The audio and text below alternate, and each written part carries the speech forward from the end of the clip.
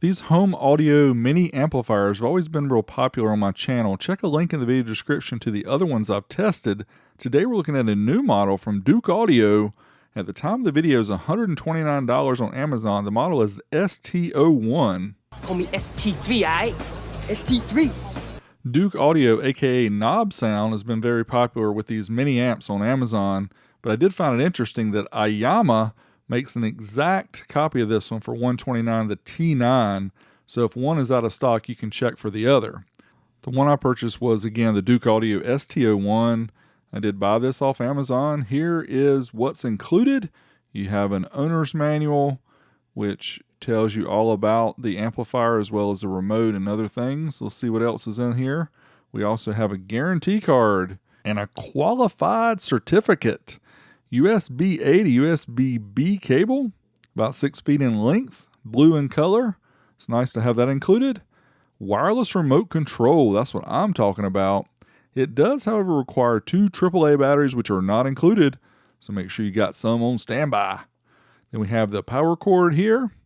We have the extension for the Bluetooth, and then we have the power adapter. AC to DC power adapter. This is a 24 volt, 4.5 amp, which equals 108 watts power supply. Knob Sound there is branded. And here is the main event, the amplifier. Check it out. Let's get it out of the box here and let's carefully place these tubes in. It didn't say anywhere in the manual not to touch these, but I don't think you're supposed to. But here's everything that's included in the box. Not bad for 130 bucks. Now, let's take a closer look at the main event, the amplifier.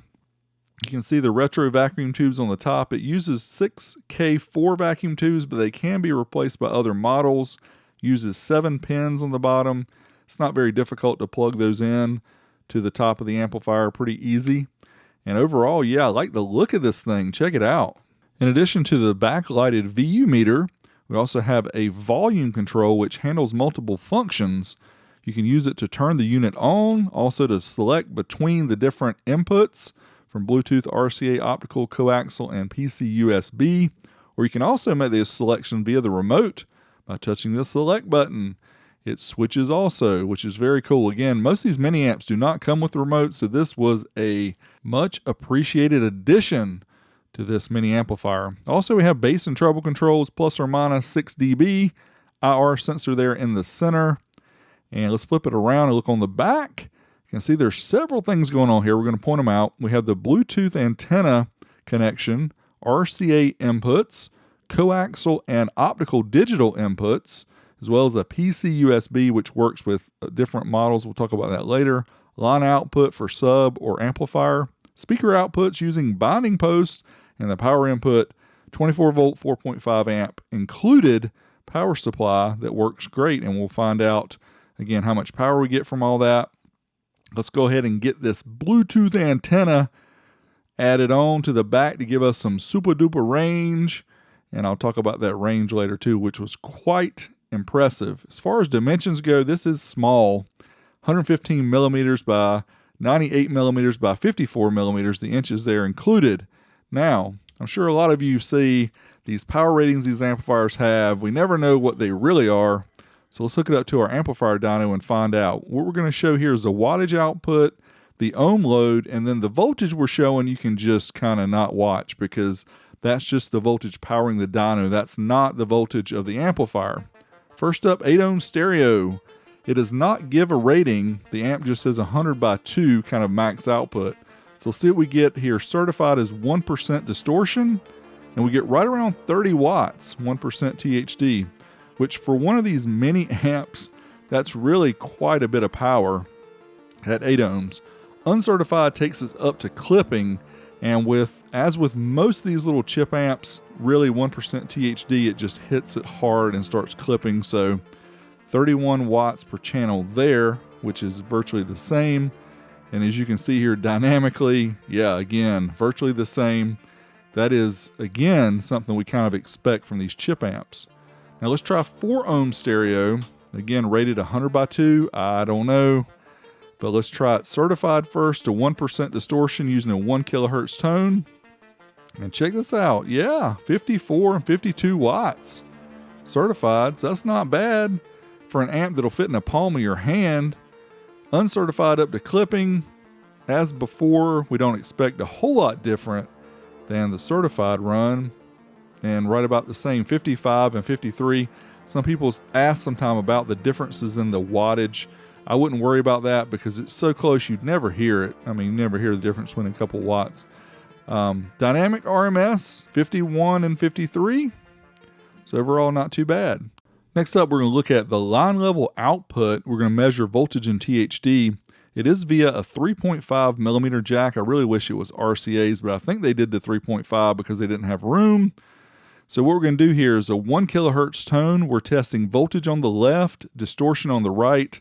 And yeah, you notice the distortion got pegged. That is 1% on the far right. So I had to switch it to the 10% mode so that we could see what the distortion was. And when we cranked it all the way up to 1.6 volts RMS, we got more than 10% THD. We couldn't even measure the THD. So I decided to turn it back to around 1 volt, which is a typical output for home audio equipment. And we still got 6.4% THD, which is not really good, to be honest with you, on the preamp output. Now let's hook up the bookshelf speakers and try some sound demos. Without the sub, just the little Douk Audio ST-01. Call me ST3, aight? And the ELAC Debut B2 6.5s. Let's try Smoke Jacket Blues.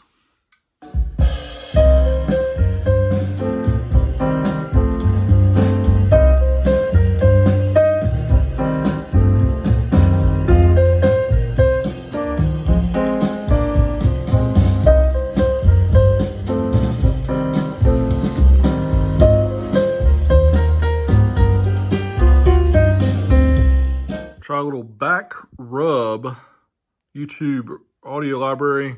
Again, you're not going to get a full feeling of the experience here, but I do the best I can by sharing these with you. Here we go.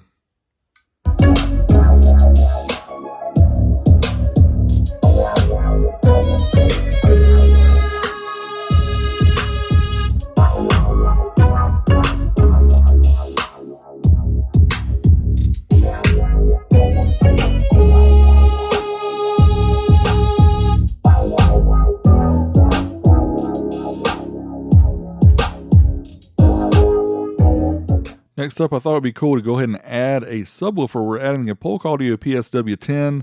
Check a link in the video description. I did test this subwoofer before. You can check that out as well.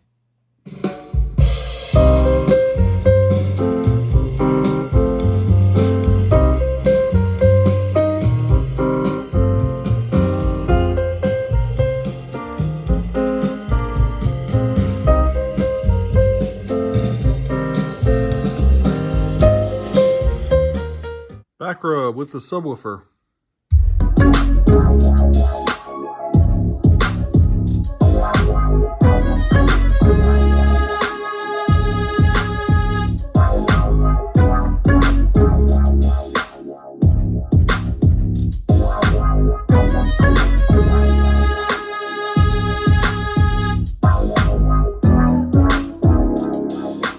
Overall, I thought the amp sounded really good just as long as you don't push it too hard. Subwoofer helped out a lot as well. Now let's take this amp apart and see what it's all about.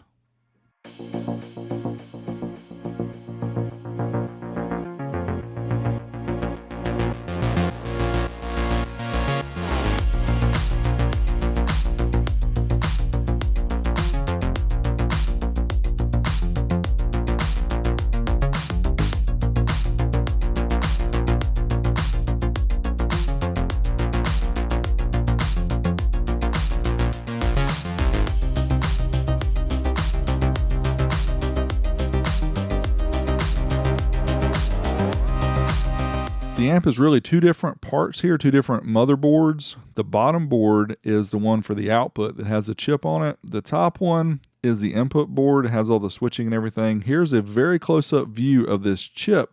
This is one I haven't seen before or used before, the TPA 3221, which according to the spec sheet, high power class D amplifier. It says it does up to 105 watts by 2 at 4 ohms. Now we know that most of the time these chip amps don't do what their rated power is in these mini amps. I see Nichicons. Not sure if these are real Nichicons, but either way, Overall, build quality was very good of this amplifier. I like the way it went together. Very easy to disassemble and put back together. So thumbs up for the sound and thumbs up for the construction.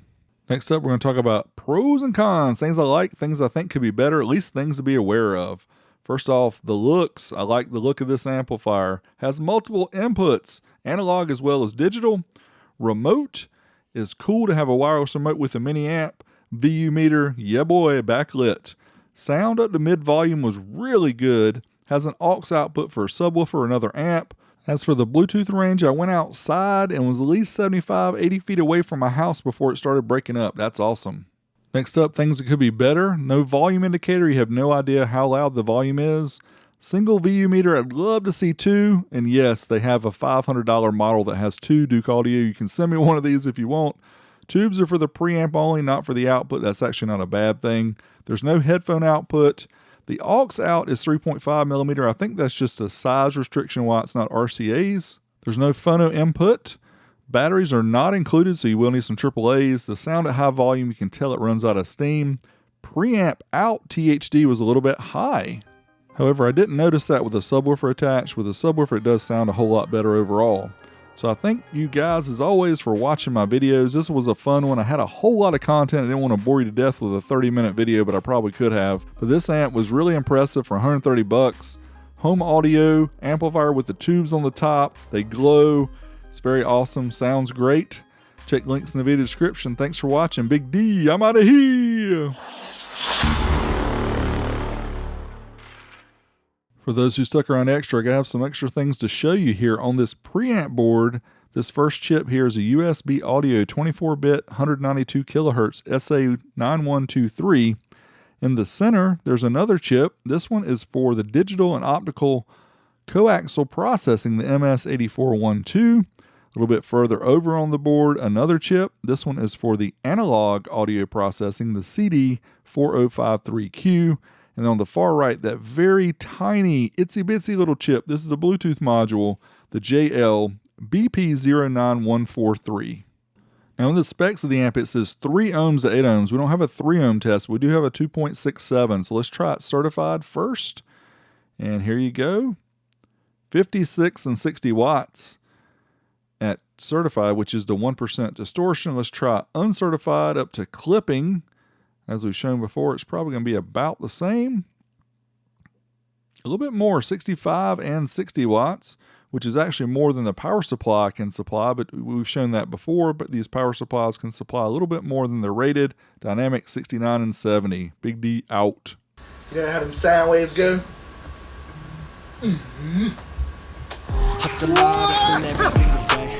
I'll be making moves till I'm buried in my grave. To the system, I don't wanna be a slave. I've been doing shit my way.